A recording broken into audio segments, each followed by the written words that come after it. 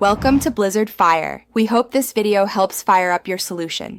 You'll begin by opening Apple Books or your preferred app and signing in. This lets you access purchases and samples instantly.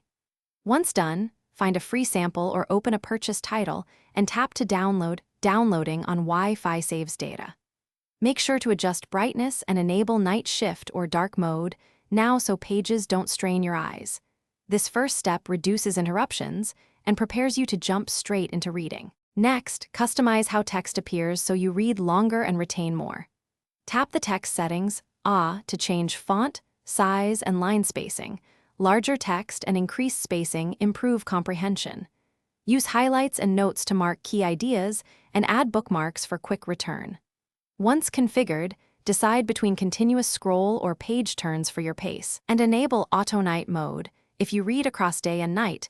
To finish, sync your progress to iCloud or the app's cloud so you can continue on another device. Confirm sync in settings. When you finish a book, archive or delete downloads to save space but keep them in the cloud. If something goes wrong, sign out and back in, re-download the file, or update the app.